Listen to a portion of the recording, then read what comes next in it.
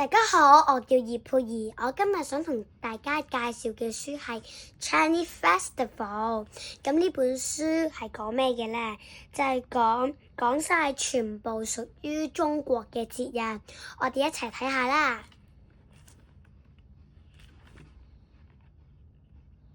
咁中國嘅節日包括有好多嘅，首先就係農曆新年啦。咁農曆新年咧就有獅子嘅舞啦，同埋可以食年糕嘅，同埋咧小朋友就可以逗利是咯。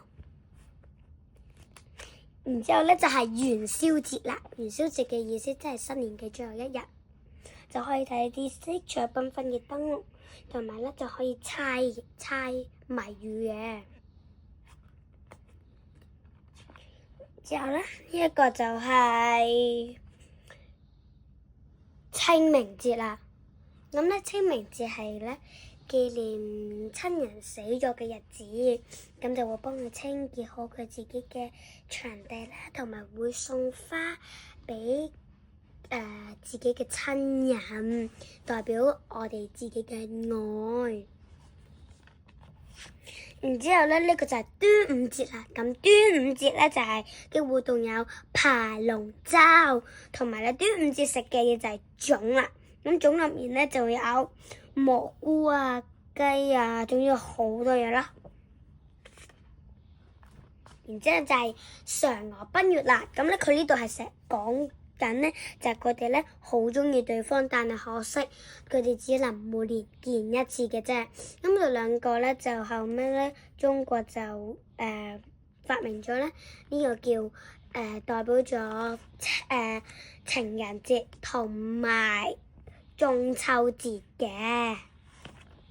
然之後咧呢一個就係真正嘅中秋節啦。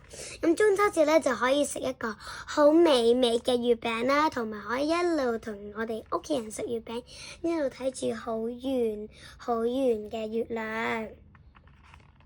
然之後咧呢個就係國慶日啦。